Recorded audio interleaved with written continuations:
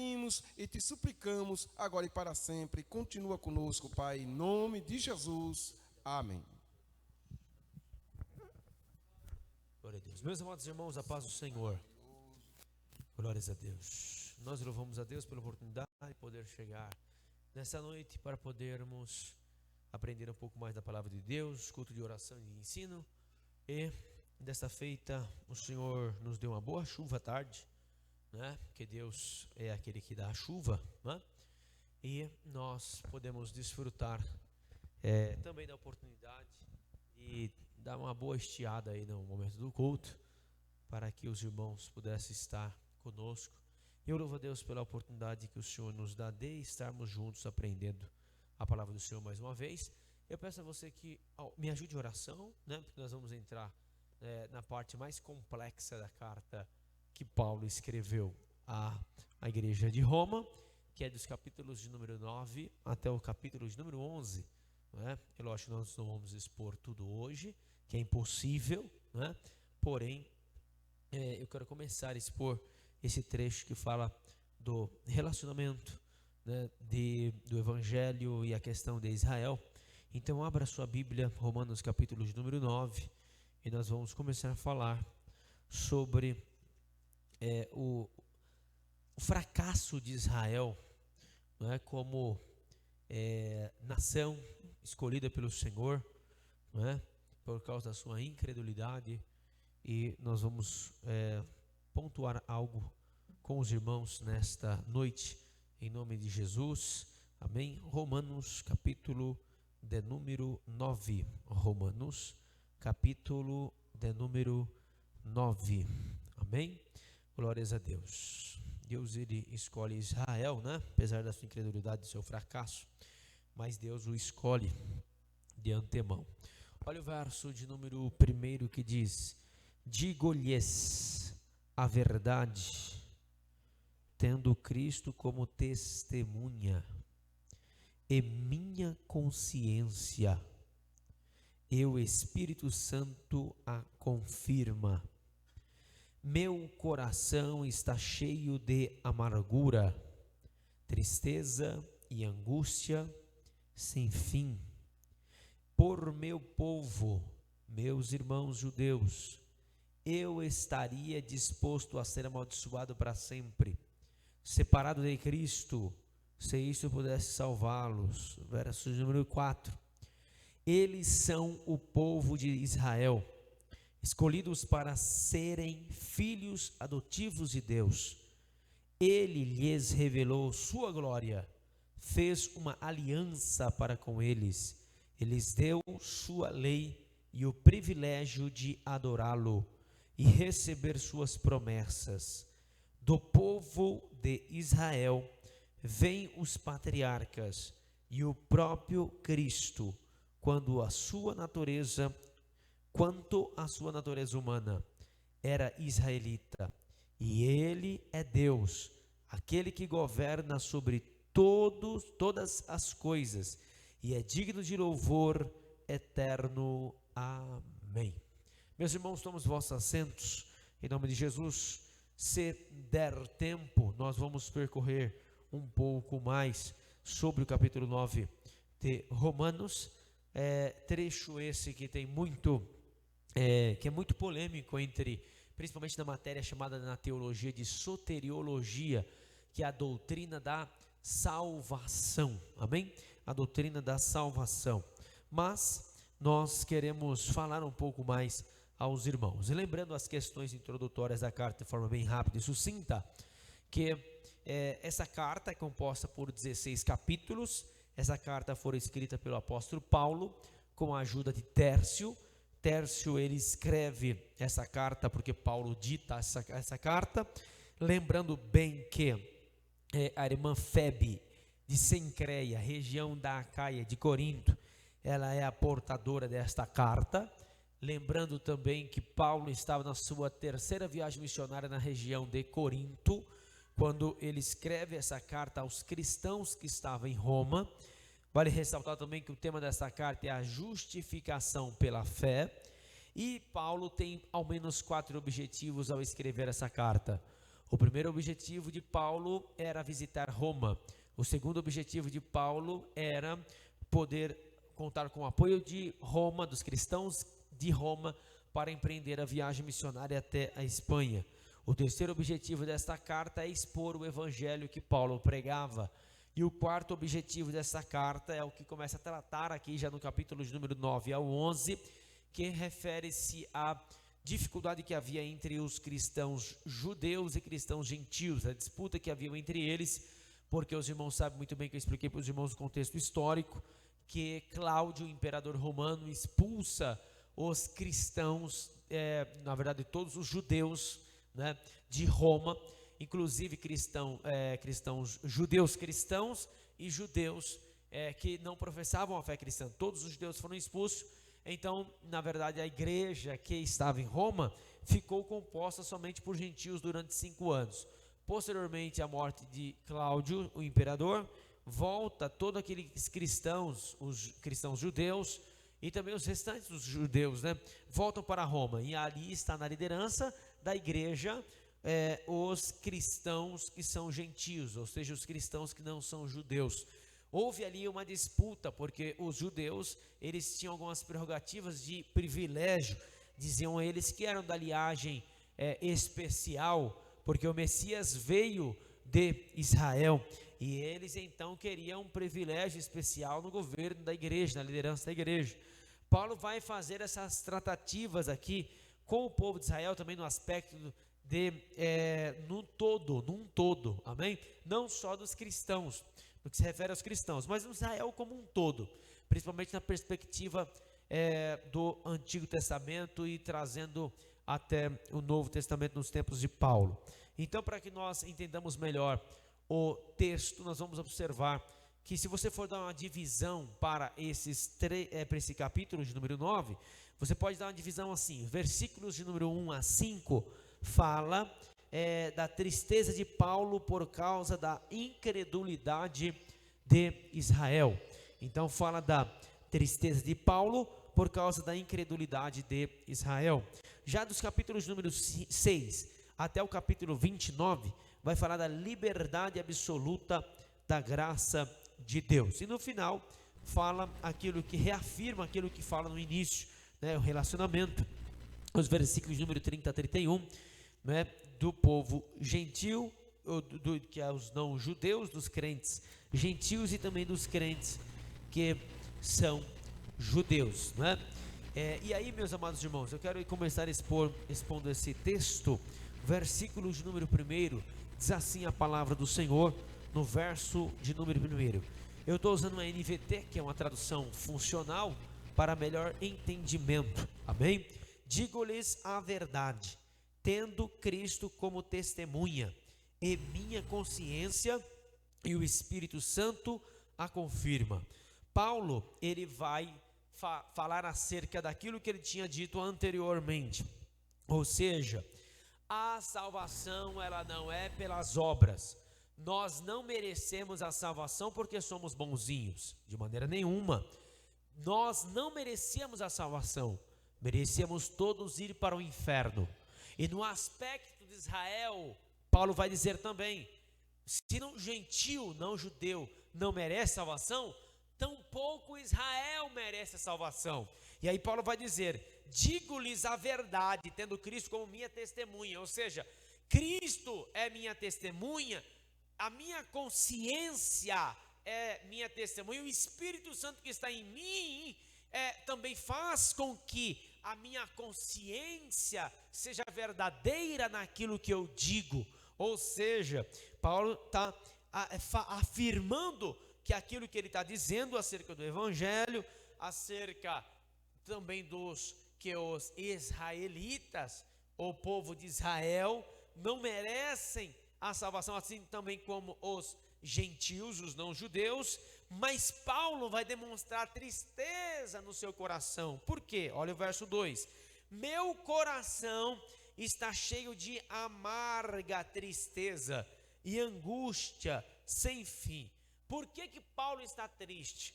Por que Paulo, o mesmo Paulo que escreve Filipenses 4:4, que escreve preso de Roma para a igreja que está livre em Filipos e exorta a igreja a ser feliz, a ser alegre, está triste aqui. Qual é a tristeza do coração de Paulo? Qual é a amargura? Qual é a angústia do seu coração? Essa angústia sem fim. Olha o verso 3. Por meu povo. Qual é a angústia dele? Pelo povo de Israel. Por quê? Porque ele vai explicar aqui no contexto. Esse povo era para ser o povo mais feliz da terra e mais privilegiado. E é privilegiado. Por quê? Por ter recebido Jesus. Por ter recebido o Messias. Mas por que ele sente tristeza então se esse povo é privilegiado? É porque esse povo não creu. Esse mesmo povo que teve o privilégio de receber o Messias, e não só o Messias que eu vou explanar para os irmãos aqui, é o povo que prendeu, julgou, mentiu no julgamento, um julgamento falso, pregou na cruz, o matou. Ou seja, o mesmo povo em que era da linhagem, que tem o privilégio de receber o Messias, foi o povo que matou o Messias. Então, por meu povo, meus irmãos judeus, eu estaria disposto a ser amaldiçoado para sempre separado de Cristo, se isso pudesse salvá-los. Ou seja, como Moisés, lembra quando o povo murmura de Deus? Quem lembra dessa passagem? Lá no deserto? E aí o que Moisés fala? Risca o meu nome do livro da vida, não é assim? Risca o meu nome do livro da vida. Ou seja, Senhor, que eu perca a minha salvação, mas para que esse povo seja salvo. Mas tem jeito de acontecer isso? Não. E Paulo está dizendo, Paulo está reafirmando que isso é impossível. Quem deve ele trocar a salvação dele pela salvação de todo o seu povo, porque todo o seu povo teve o privilégio de ter a revelação do Messias vindo da sua linhagem, mas rejeitou o Messias, mas não creu, foram incrédulos. E Paulo tem tristeza por isso. E eu quero fazer uma aplicação especial para você aqui. Que Deus nos dê essa tristeza. Como assim, pastor? Deus nos dê tristeza? Sim. Tristeza pelos perdidos. Quantas vezes nós acordamos e dormimos, e muitas vezes filhos, parentes, amigos, colegas, irmãos que um dia congregaram conosco, um dia levantaram a mão, estão afastados, estão perdidos. Quantos irmãos que você conheceu que está aí? Talvez um filho, que Deus nos dê essa angústia e nós vamos levar isso em oração. Quantas almas estão caindo no inferno agora? É essa a tristeza de Paulo. Qual é a tristeza de Paulo? É que o meu povo, os meus irmãos, não é irmãos, irmão, aqui de irmãos em Cristo, quem entende aí? Fala do povo dele, da linhagem dele, que é israelita, ou seja, o povo que é israelita, que é da minha linhagem, está perdido. Se o Senhor colocar isso em nosso coração, e o Senhor nos despertar, nós vamos se levantar para pregar o Evangelho. E aí, olha o verso de número 4, eles são o povo de Israel, escolhidos, olha lá, vamos lá, eles são o povo de Israel. Eu quero que você me ajude, por favor, abrindo rapidamente, Êxodo capítulo de número 4, versículo 22, Êxodo capítulo de número 4, versículo 22, por favor, Êxodo capítulo de número 4 e o versículo de número 22, por favor. Adoção, Israel é meu filho, né? Eles são o povo de Israel escolhidos para serem filhos adotivos de Deus. Por favor, pode ler.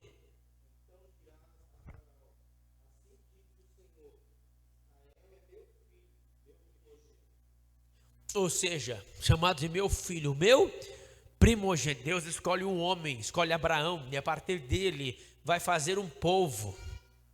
O primogênito, esse povo é dele, escolhido dele, separado de entre todas as nações. Olha o privilégio. Então você vai anotar alguns privilégios de Israel. Se você quiser anotar aí os privilégios de Israel. Quais são os privilégios de Israel? Tem alguns aqui, 9 ao todo, se não me engano. Então tá os privilégios de Israel. Primeiro, privilégio de adoção. Israel é meu filho, meu primogênito. Êxodo 4, 22. Amém? Segundo privilégio, Deus sempre agiu como pai para Israel. Jeremias 31, 9. Por favor, abre aí. Jeremias 31, 9. Jeremias 31, 9. Glória a Deus. Jeremias 31, 9. Quem achou pode ler. Jeremias 31, 9. Fala de Deus sempre agiu como pai de Israel.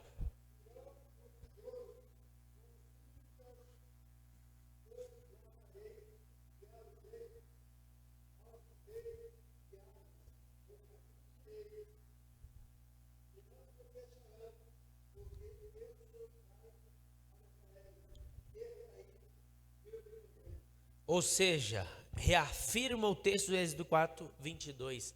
Ou seja, Israel é filho primogênito, Deus é o pai de Israel. E aí, em terceiro lugar, o terceiro privilégio, eles é a glória de Deus. Deles é a glória de Deus. É deles, vem deles, da linhagem deles. A eles foram revelado a glória de Deus. Em primeiro lugar, no tabernáculo, não é? Êxodo 29, 42. Por favor.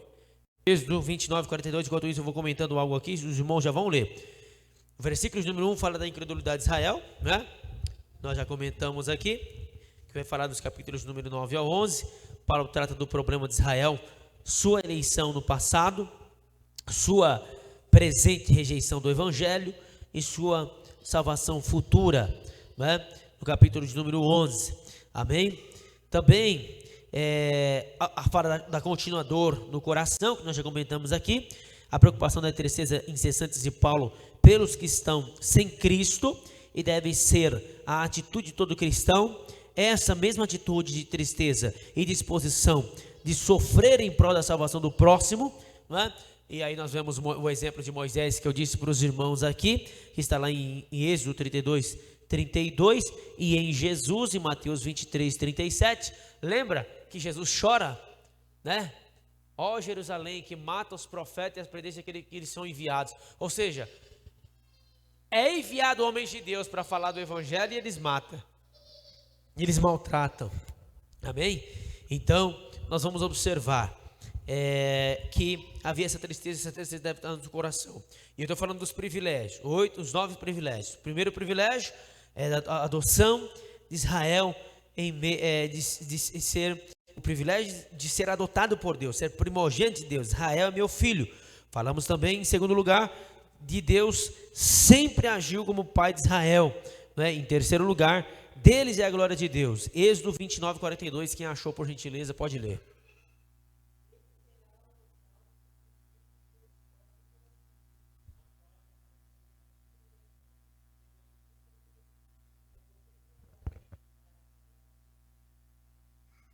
Ou seja, Êxodo 24, 8, ali tem um tabernáculo que é construído, o Senhor dá as medidas, estabelece as medidas, o Senhor dá todas as diretrizes de como construir o tabernáculo, e a glória do Senhor, a presença do Senhor, estaria ali naquele tabernáculo. Ou seja, o privilégio de Israel, privilégio de ter a presença de Deus. Lembra de Moisés? É esse tempo aí. Posteriormente, a glória do Senhor se manifesta naquele tabernáculo, né? Êxodo, já no final do capítulo 40.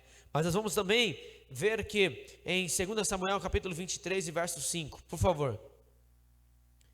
Né? Nos tempos de Moisés, com Moisés, agora com Davi, 2 Samuel 23, 5. Pode ler. 2 Samuel 23, 5.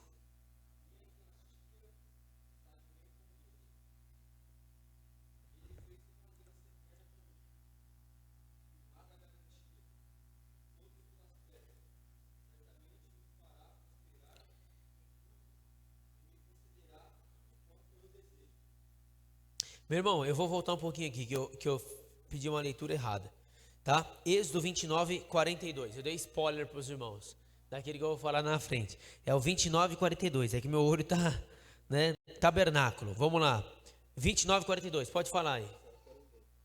É isso aqui ele leu, né? Agora é o 1 Reis 8, 10, é 8, 10, é que eu vou falar das alianças, já, é que aqui fala do templo, tá? Foi primeiro com Moisés no tabernáculo, né? Ali na construção do tabernáculo, agora no templo. Então é 1 Reis 8, 10. Por favor, 1 Reis 8, 10. Por favor.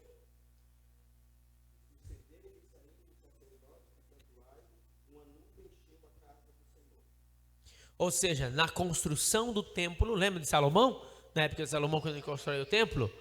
Então, a glória que teve lá no tabernáculo, que estaria lá no tabernáculo com Moisés, esteve lá também no templo de Salomão. Olha o privilégio de Israel. Ou seja, você teve o privilégio de ser chamado primogênito, você ter escolhido, adotado como primogênito, filho de Deus. Você teve o privilégio de ser o Deus, chamar vocês de filho. Deus fala, eu sou o pai deles. Terceiro privilégio, a glória de Deus se manifestar no meio de vocês através do tabernáculo e através do templo. E em quarto lugar, você tem o privilégio das alianças que Deus fez com o seu povo. Êxodo 24, 8, pode ler. Êxodo 24, 8. Êxodo 24, 8.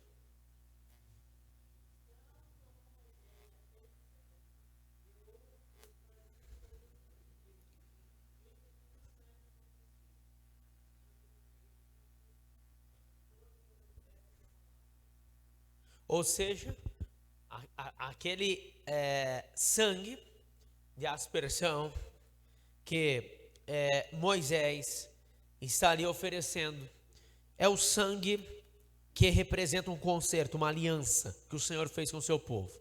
Capítulo 19 de Êxodo, Deus faz aliança com o seu povo e quer se relacionar diretamente com o seu povo, e o seu povo, ao ver aquela glória ser tão terrível, o povo teme. Aí o povo fala assim, não, Senhor, fale com Moisés e não conosco. Então Deus estabelece um concerto, uma aliança com o povo, no capítulo 19. No capítulo 20, Deus dá a lei, não é? E depois vem um desdobramento da lei. Então Deus faz o quê? Um concerto com o seu povo. E não somente, isso aqui eu só vou dar uma pincelada, irmão. Só aqui daria para a gente pregar o ano inteiro só sobre aliança, não é? É muita mensagem aqui na questão de aliança na Bíblia. Ou seja, Deus fazendo aliança com o seu povo. Então, Deus faz aliança com o povo através de Moisés. Agora também em 2 Samuel 23, 5, que é o que o Renan leu. A aliança que Deus faz com Davi e toda a sua linhagem. Um reino sempre eterno. Vamos lá. Olha essa aliança davídica. Falei da aliança mosaica. E também tem uma aliança davídica.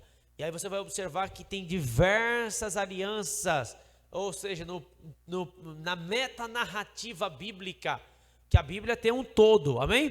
Que é criação, queda, redenção e consumação. Nesse todo da Bíblia, há diversas alianças que Deus faz com o seu povo. Pode ler.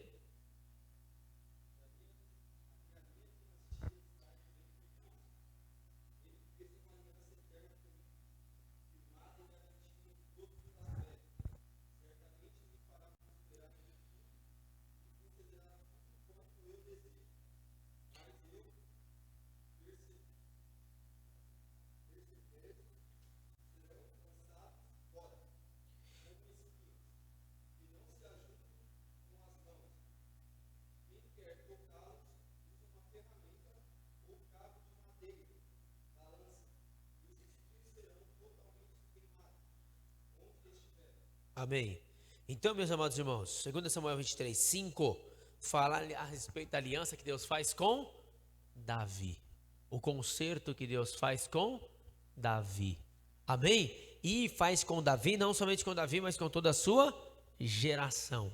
Amém? E aí nós vamos observar também que o quinto privilégio, Deus escolhe Israel para revelar a sua lei. Deuteronômio 4, versículo 7. Por favor.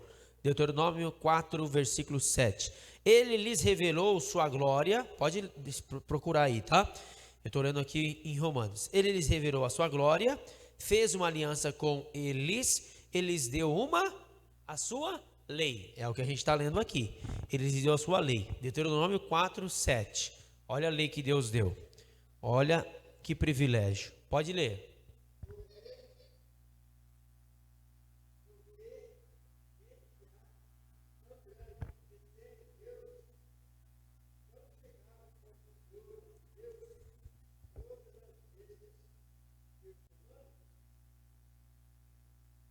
Pode ler novamente, meu amado?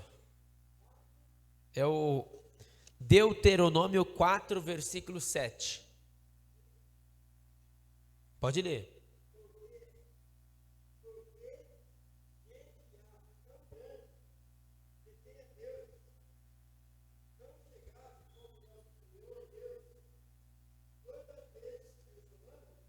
Olha aí, Deus, irmãos, estabelece uma aliança com o povo desde Êxodo, capítulo 19, no capítulo de número 20, quando Deus dá aliança, faz aliança com o seu povo, não é?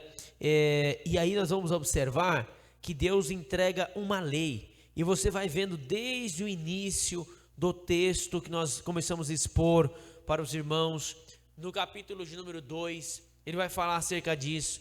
Olha, vocês pensam, judeus, que vocês são melhores que os gentios, porque eles não têm a lei e vocês têm a lei. Olha, vocês terem a lei é um privilégio, mas também uma responsabilidade, porque vocês dizem que vocês têm a lei, e a lei diz, não mate, vocês matam, não roube, e vocês roubam, ou seja, vocês têm o privilégio de ter a lei. Então sempre Paulo está pontuando isso. Por quê? Porque o povo tinha esse privilégio de ter a lei de Deus. Amém? Tem esse privilégio de ter essa aliança, né? De ter a lei de Deus. Então vamos prosseguir aqui. Sexto privilégio. O privilégio da adoração, do culto, né? Do tabernáculo. Ou seja, Deus, ele estabelece um culto. E como que era o culto no Antigo Testamento, irmãos? Era um culto através de sacrifícios, não era assim? Não tem, você vai ler o livro de Levítico, bem complicado o livro de Levítico, quem já leu aqui, né? Você vai ver tem todas as normas, nos mínimos detalhes da adoração, né? Deus estabeleceu isso tudo, leis cerimoniais, leis para adoração. E aí nós vamos observar que todos aqueles rituais que Deus estabeleceu é um privilégio. O sétimo privilégio, as promessas dos profetas acerca do Messias. Vão me ajudando aí. Isaías capítulo de número 7, versículo 14. O que vai dizer aí? É que tem muito conteúdo, irmão, sobre esse assunto. Se a gente for ficar aqui é muito tempo, não é? Quantas promessas que tem na Bíblia acerca do Messias, né? Então não tem como nem a gente parar muito tempo. Um abre em 7,14 de Isaías, outro abre por gentileza em Isaías capítulo de número 9, versículo, se eu não me engano é o 6, se for isso, os irmãos aí já dá uma olhada por gentileza. Outro abre em Miqueias capítulo 5 e o versículo 2. Quem achou o primeiro texto, 7,14 de Isaías, pode ler.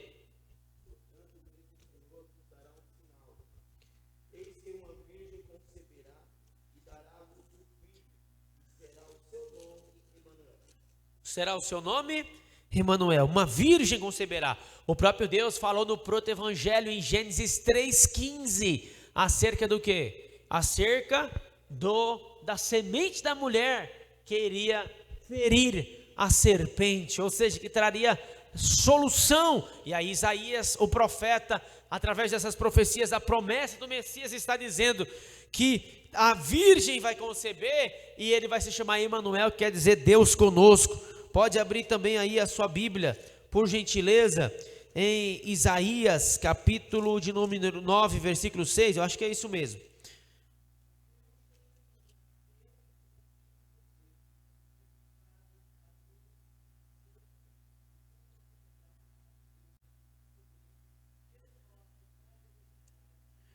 Oh glória, você pode glorificar a Deus por isso, meus irmãos? Olha que lindo, Isaías capítulo 11, verso 1, porque brotará um rebento do tronco de Jessé, da linhagem de Jessé, e das suas raízes um renovo frutificará. e repousará sobre ele o Espírito do Senhor, e o Espírito de sabedoria e de inteligência, e o Espírito de conselho e de fortaleza, e o Espírito de conhecimento e o temor do Senhor, e deleitar-se-á no temor do Senhor, e não julgará segundo a vista dos seus olhos. Você pode glorificar a Deus por isso, dos seus olhos, nem repreenderá segundo o ouvir dos seus ouvidos, mas julgará com justiça aos pobres e repreenderá com iniquidade os mansos da terra, ferirá a terra com vara da sua boca e com o sopro dos seus lábios matará o ímpio. Olha que coisa maravilhosa, meus irmãos, já está falando de promessas acerca do Messias, e o mais lindo de todos acerca dessas promessas, que a gente não tem como ficar tanto tempo aqui, mas olha o 53, que vai dizer, olha aí, ó, o capítulo 53 de Isaías, olha o capítulo 53 de Isaías, o verso de número 3, era o desprezado e mais indigno entre os homens, homem de dores, experimentado nos trabalhos, como um de quem os homens escondiam o rosto, e era desprezado e não fizemos dele caso algum. Verdadeiramente ele tomou sobre si nossas enfermidades, e as nossas dores levou sobre si, e nós o reputávamos por aflito, ferido de Deus e oprimido, mas ele foi ferido pelas nossas transgressões, e moído pelas nossas iniquidades. O castigo que nos traz a paz estava sobre ele, e pelas suas pisaduras nós fomos sarados. Todos nós andávamos desgarrados como ovelhas, cada um desviava pelo seu caminho, mas o Senhor fez cair sobre ele a iniquidade de nós todos. Ele foi oprimido, mas não abriu a sua boca. Como cordeiro foi levado a matadouro, e como ovelha muda perante os seus tosqueadores, ele não abriu a boca. Da opressão do juízo foi tirado. Quem contará o tempo da sua vida? Porquanto foi cortada a terra dos viventes pela transgressão do seu povo, foi ele atingido. E aí você vai ler todo o capítulo, vai falar sobre ele, e tem muitos textos, irmãos. Quem abriu em Miqueias, capítulo de número 5, verso de número 2, por favor. E outro abre Zacarias 9:9, Miqueias 5:2 e Zacarias 9:9, rapidinho.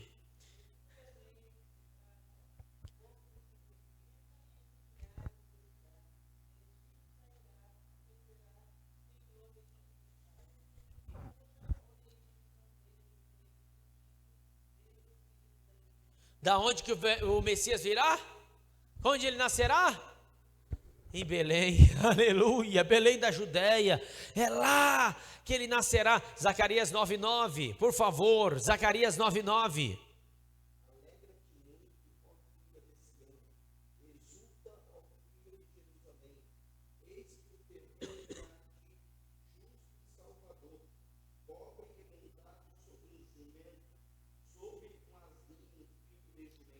Como que ele entrou em Jerusalém, meus irmãos? Aleluia! Como que o nosso rei entrou em Jerusalém? Foi no jumentinho. Então anos passados, anos atrás, 700 anos, 600 anos antes, já havia profecias acerca do Messias, aleluia. Desde a época do patriarca Moisés, ele já falava que nasceria um rei. Desde dos tempos de Davi, diz que haveria de vir um rei, que seria o seu reinado sempre eterno, da linhagem de Davi. Ou seja, meus amados irmãos, esse rei veio, esse rei é Jesus, e o povo teve esse privilégio de receber as promessas dos profetas acerca do Messias.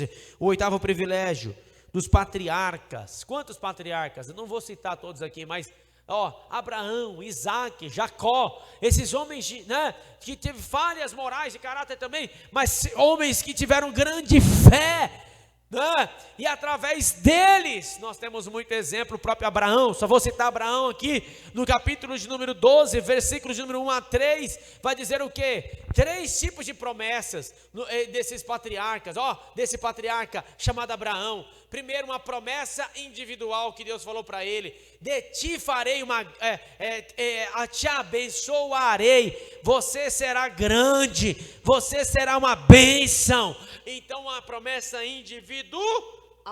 Uma promessa, em segundo lugar, nacional: de ti farei uma grande nação. Em terceiro lugar, uma promessa universal: em ti serão benditas todas as famílias da terra, ou seja, através dos patriarcas, meus irmãos, também foi um privilégio para o povo de Israel. Em nono lugar, a descendência, a genealogia. Em Mateus capítulo de número 1, ele traça até Abraão. Em Lucas capítulo de número 3, ele traça até Adão, né? Assim a genealogia, ou seja, você olhando para a genealogia do Messias, os ancestrais do Messias, até chegar em Jesus, e essa profecia já estava dizendo que era da tribo de Judá, que viria o rei sempiterno. Agora fala para mim, irmão, olha quanto privilégio que Israel tinha, quanta coisa boa dizendo, apontando que o Messias viria de Israel, que viria dali, que privilégio eles tiveram. Mas sabe o que eles fizeram? Viraram as costas para Deus, foram incrédulos, rejeitaram.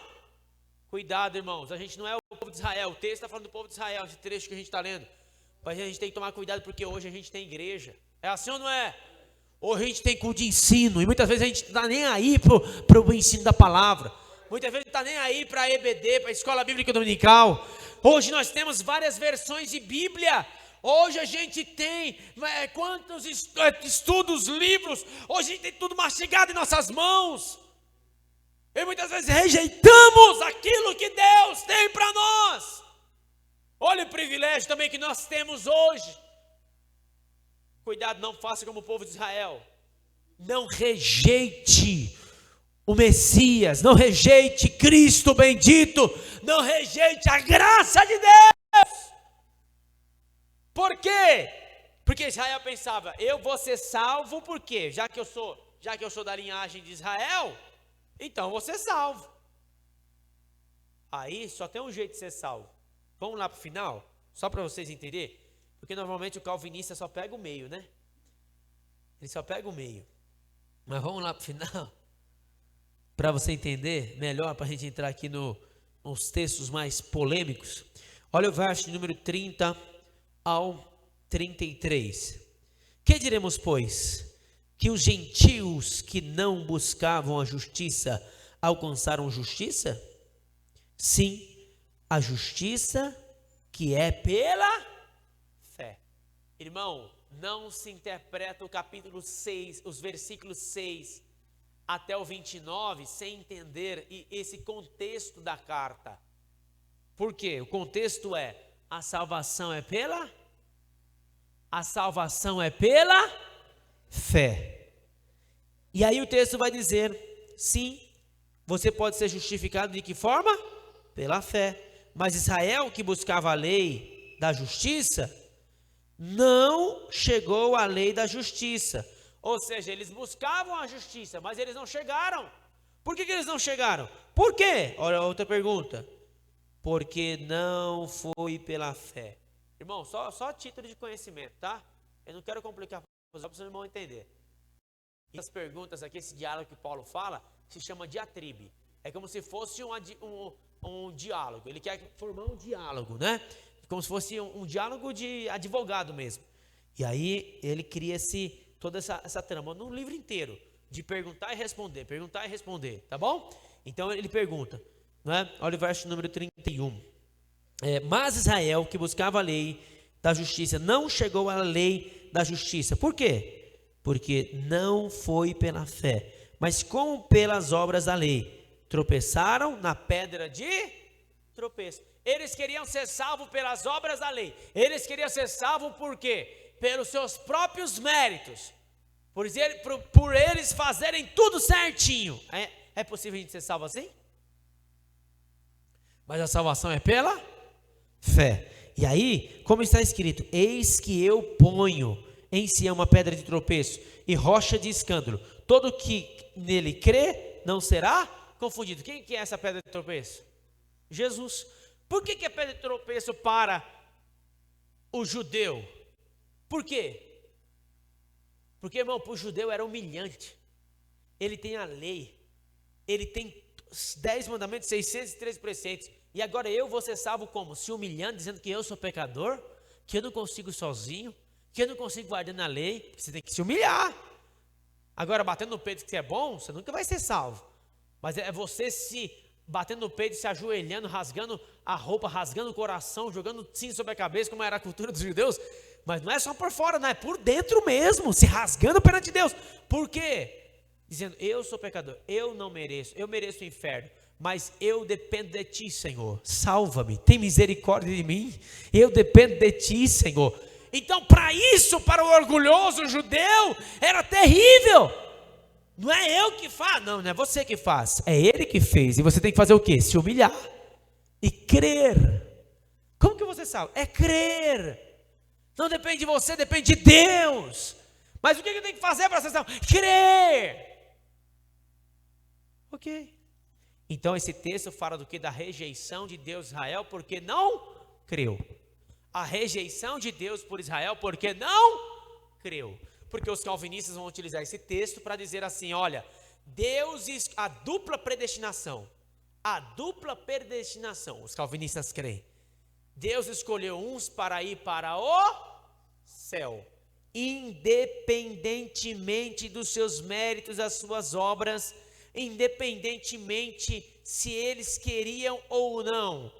Deus escolheu uns para ir para o céu, e Deus escolheu outros para ir para o inferno. Mas pastor, eu não vi nada de polêmico aqui. Segura, tá? Então vamos lá, a liberdade absoluta na graça de Deus. Não é que a palavra de Deus seja faltada, ou seja, Deus nunca deixou de falar as suas palavras ou cumprir as suas promessas. O texto, original, para vocês entenderem isso, Deus nunca falhou nas suas palavras. Tudo que ele prometeu, ele cumpriu e cumpre. Porque nem todos que são de Israel são israelitas. Por que é isso?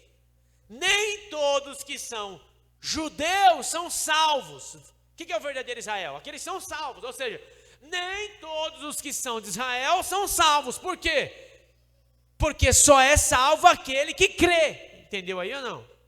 Até aí está tranquilo, irmãos? Olha o verso número 7. Nem por serem descendência de Abraão. Ou seja, você bate no peito, o judeu batia no peito e diz assim, ó, eu sou descendência de Abraão, então eu tenho méritos, né? Ou seja, não, são todos filhos, nem por serem descendentes de Abraão, são todos filhos, mas em Isaque será chamada a tua descendência. Isto é, não são os filhos da carne que são filhos de Deus, mas os filhos da promessa são contados como descendência, porque a palavra da promessa é esta: porque este tempo virei, e Sara terá um filho, e não somente esta, mas também Rebeca, quando concebeu, deu de Isaque nosso pai, porque não tendo eles ainda nascido, nem tendo feito bem ou mal, esse é o texto-chave. Esse é o texto-chave que vocês têm que pegar e entender. Porque não tendo eles ainda nascido, ou seja, antes deles nascerem, pegou aí? Antes deles nascerem, nem tendo feito bem ou mal, eles não tinham feito bem ou mal, para que o propósito de Deus, segundo a eleição, ficasse firme, não por causa das obras, mas por aquele que chama. Foi-lhe dito a ela: o maior servirá ao menor. Aqui que eles pegam esse texto e falam assim, olha aí, antes dele ter nascido, antes deles ter cometido bem ou mal, Deus já o chamou, e Deus já escolheu que o menor serviria o maior. E você vai ver isso direto na Bíblia, é assim ou não é? Quais são os filhos de Abraão, os primeiros? Qual é o primeiro filho de Abraão? Ismael. E o segundo? Isaque. Mas quem que vai ser o líder, o herdeiro? Isaque, não vai ser Ismael, amém? Então vamos lá, Deus escolheu quem? Isaque. Tá bom, e os filhos então de Isaque e Rebeca, quem são eles? Esaú e Jacó. Quem que é o primogênito? Esaú. Mas quem que Deus escolhe? Jacó. Agora entenda, Deus escolhe para mandar um para o inferno e outro para o céu? Está dizendo o texto isso? Vamos lá, vamos continuar. Olha bem, ou seja, antes dele ter feito o bem e o mal, Deus os chamou, ok? Olha o texto, o verso 12. Foi-lhe dito a ela, o maior servirá ao menor. Olha o verso 13. Como está escrito? Amei a Jacó e aborreci Esaú. Complicou mais, não complicou? Ou seja, peraí, antes de eles nascer, antes dele ter feito bem ou mal, Deus já tinha escolhido o menor e disse: eu amei o menor e odiei, outra versão diz, ou aborreci o maior, que é Esaú. Como assim? Como assim? E aí eu quero que você abra a sua Bíblia, por gentileza, lá em Lucas 14, 26. Lucas 14, 26, tá bom? Não que a palavra de Deus haja faltado, né? Mas vamos aqui, tá? Verso número 11 fala do propósito de Deus. Propósito de Deus, tá? Sim. Verso número 3, amei a Jacó e aborreci Esaú. Você já vai ler aí. Esse versículo não significa que Jacó e seus descendentes foram eleitos para a salvação eterna, enquanto que Esaú e os seus descendentes foram eleitos para a condenação eterna. Trata-se antes da eleição dos descendentes de Jacó para serem o canal de revelação e bênção de Deus para o mundo. Observe que segundo os capítulos número 9 ao 11, a maioria dos descendentes de Jacó deixou de cumprir sua vocação, portanto acabou sendo rejeitado por Deus. Além disso, aqueles que não eram amados, gentios, obedeceram à lei, obedeceram a Deus pela fé e tornaram filhos de Deus vivo. Abriu aí em Lucas, capítulo de número 14, 26, pode ler quem achou.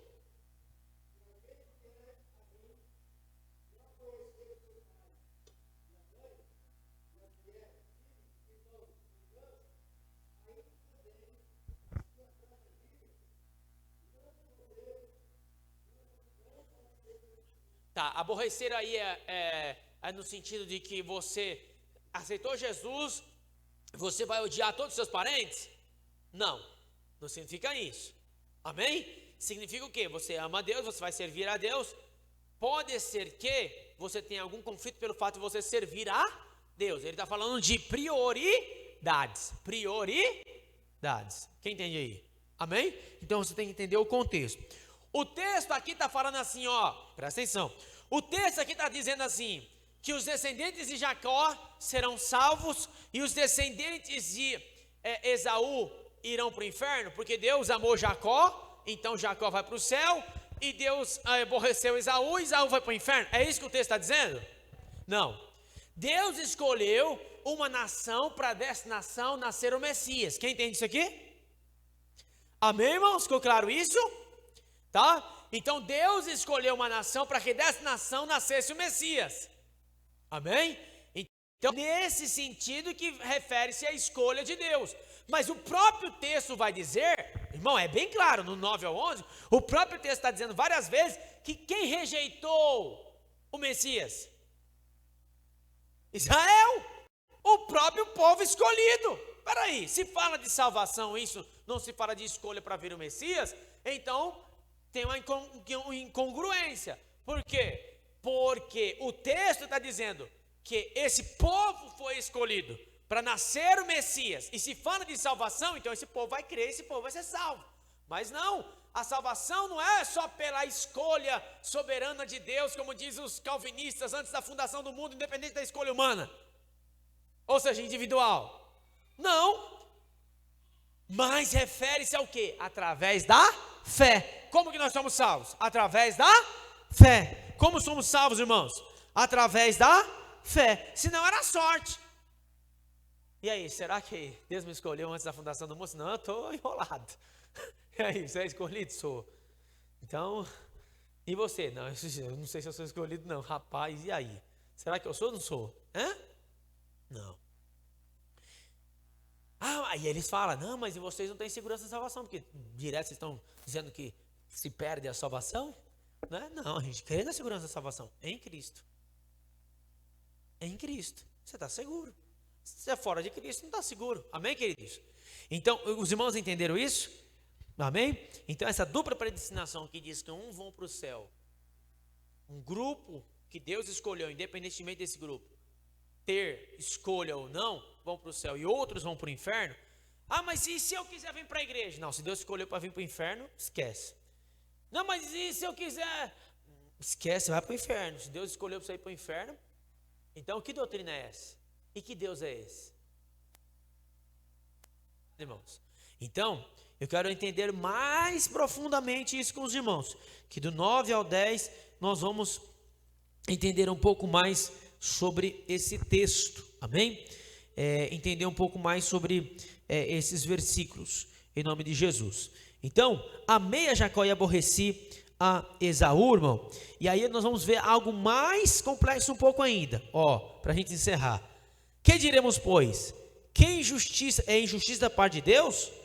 De maneira nenhuma, ou seja, refere-se à escolha de Jacó para dele vir o Messias. Quem está entendendo aqui? Aí o texto vai dizer assim: é injustiça de Deus? Deus escolheu Jacó para que dele viesse o Messias? É injustiça de Deus? Aí ele vai dizer aqui a resposta. Olha o verso número 15 agora, do verso número 14. De maneira nenhuma, não é injustiça de Deus. Por quê? Olha o verso 15. Pois diz a Moisés: compadecer-me-ei de quem eu quiser me compadecer, e terei misericórdia de quem eu quiser ter misericórdia. Esse versículo enfatiza a livre ação de Deus de misericórdia, sua compaixão ativa e transbordante, e não pode ser merecida e nem controlada pelos seres humanos. Sua decisão é ter misericórdia de todos. Olha, vamos lá para o capítulo 11, verso 32. Capítulo 11, verso de número 32. Você está entendendo? Se você isolar e falar assim, não, esse texto fala de salvação, então você vai falar: ixi, será que Deus teve misericórdia de mim antes da fundação do mundo? Porque pela sua presciência ele já sabe que a gente existe, sim ou não? Será que ele teve misericórdia de mim? Será que ele já me escolheu para ir para o céu ou ele me escolheu para ir para o inferno? Se ele me escolheu para ir para o inferno, eu estou perdido, então, né? Não é assim. Então, os irmãos vão entendendo isso aí. Capítulo de número 11 e o verso de número 32. Porque Deus encerrou a todos debaixo da desobediência, para com todos usar de mim, glória. Você pode dar um glória a Deus por isso, irmão? Já pensou se você tivesse sido escolhido para ir para o inferno? Misericórdia, né, irmão? Agora aqui está dizendo o quê? Todos nós estávamos debaixo da mesma ira de Deus e todos nós éramos desobedientes. Não tinha nenhum justo sequer. Mas a misericórdia dele é suficientemente grande para salvar a todos. Mas o que tem que se fazer para ser salvo? Crer. Arrependa-se do seu pecado e creia no Evangelho. Arrependa-se do seu pecado e creia no Evangelho. Porque Deus tem misericórdia para quem Ele quer ter misericórdia. Mas o texto está dizendo que a Bíblia se interpreta como um todo, que Ele tem misericórdia para com todos aqueles que se arrependem. Aleluia! Em nome de tem arrependidos aqui, meus irmãos? Glórias a Deus. Aleluias. Olha que coisa maravilhosa. Assim, pois, não depende do que quer, nem do que corre, mas de Deus, que se compadece. Então, Deus se compadece. Deus se compadece. Então, olha o verso número 17. Porque diz a Escritura a Faraó: para isso mesmo te levantei, para em ti mostrar o meu poder, e para que o meu nome seja anunciado em toda a terra.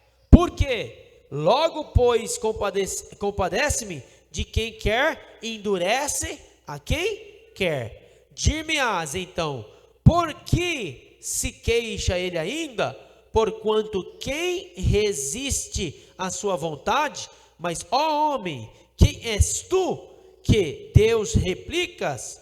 Porventura a coisa formada dirá ao que formou: por que me fizeste assim? Porque está falando da soberania de Deus. Está falando da soberania de Deus. Então, meus amados irmãos, olha o versículo também 18, que também não é fácil. Compadece quem quer. A intenção de Deus é compadecer-se daqueles que se arrependem e creem em Jesus como Senhor e Salvador. Ao mesmo tempo, ele endurece a todos que se recusam a arrepender-se e optam a continuar nos seus pecados, rejeitando assim a salvação em Cristo. Esse propósito de Deus não muda quanto a pessoa ou nação. Quanto a pessoa ou nação. Vamos lá para o capítulo de número 2, versos de número 4 a 11, de Romanos mesmo. Capítulo de número 2, do 4 ao 11. Amém? Capítulo de número 2, do 4 ao 11. Ou desprezas tuas riquezas, a sua benignidade e paciência e longanimidade, ignorando a benignidade de Deus, e te leva ao arrependimento? Mas segundo a tua dureza do teu coração, impenitente, entesouras ira para ti no dia da ira e da manifestação do juízo de Deus. Então, se você for ler todo esse texto, que não dá tempo aqui por causa do nosso horário, você vai observar. E no próprio capítulo 1 vai dizer o quê? Dos ímpios. Como eles rejeitaram o conhecimento de Deus, Deus os entregou aos sentimentos perversos para fazer tudo o que não convém. O que significa isso? O pecador já é pecador, já está numa vida terrível. O que Deus faz? Ele tira o freio. Ele tira o freio. Ele tinha uma graça comum que refreava o pecador. Agora você imagina Deus tirando o freio do pecador. Já que você quer pecar, faz tudo que você quer, vai tudo que está no teu pensamento, na tua intenção, lá no íntimo, eu vou tirar o freio de você, que eu estava te segurando, mas já que você não quer, você está me rejeitando, vai!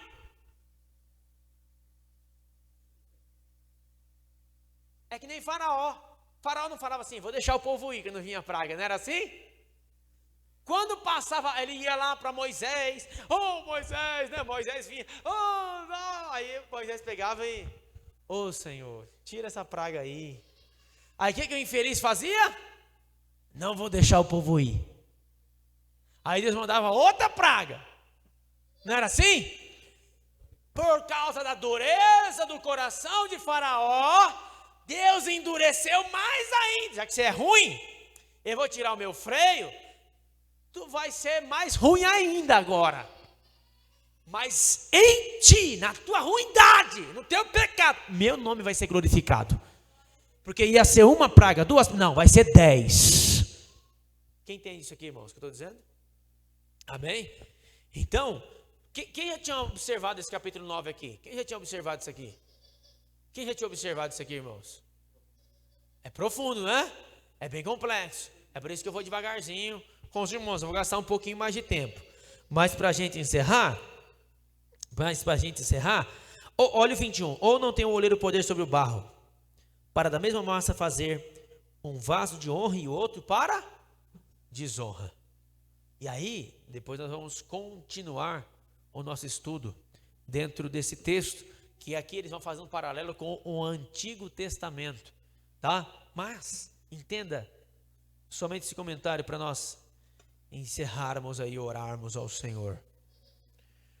Meus irmãos, o barro diante do sol forte, ele endurece ou ele amolece? Ele endurece ou amolece? A cera diante do sol, ela endurece ou amolece? O coração do ser humano já é ruim por natureza, todos somos pecadores. Mediante o evangelho de Jesus, como o próprio texto vai dizer que lá no final, que é uma pedra de tropeço para alguns, é assim ou não é? Você vai pregar o evangelho para alguns, ele começa a praguejar, falar. Se não tivesse pregado para ele, era até melhor, porque ele ia ficar quietinho, né? Mas você vai pregar para ele ser salvo, e ele começa a falar mal de Deus, mal. Tem pessoa que é assim. Agora outros não. Outros, quando se prega, tem um quebrantamento, um arrependimento, crer no evangelho. Amém, meus amados? E outra questão que eu quero que os irmãos entendam antes de os irmãos ir para sua casa. Deus é prece Ele sabe do futuro. Para ele não tem passado, para ele não tem presente e para ele não tem futuro. Para ele não tem tempo. Ele está fora do tempo. Se ele é o Pai da eternidade, a eternidade é um tempo que não tem começo e não tem fim. Você imagina o Cronos que está dentro da eternidade. O Cronos é um tempo que tem começo e tem fim. E esse tempo Cronos está dentro da eternidade. Se Deus é Pai da eternidade, ele não é controlado pelo tempo. Então ele sabe de antemão, porque ele já viveu, ele já está vivendo a eternidade, porque ele é Pai da eternidade. Ou seja, Adão, ele está vendo Adão aqui, lembra, pensa numa linha do tempo, Adão está aqui, criação do mundo está aqui, e aqui está a consumação dos tempos, novo céu e nova terra. Deus está fora do tempo e está assim, é como um filme, é mais do que um filme, porque o filme a gente tem que ir para frente e para trás, não é assim? Para Deus está assim, diante dos olhos dele, passado, presente, futuro, a eternidade inteira. Então, enquanto a gente está pensando, Senhor, me dá força para me chegar no céu, ele já sabe que você está lá no céu, glorificando a Ele, adorando a Ele. Então ele já sabe previamente quem creu, aleluia, quem foi salvo, aleluia, quem já está no céu. Você pode glorificar a Deus, esse Deus Todo-Poderoso. E através desse saber previamente, nós cremos que aí está a predestinação de Deus. Amém? Isso é a graça preveniente. E posteriormente nós vamos explicando melhor para os irmãos. Fique de pé, por favor.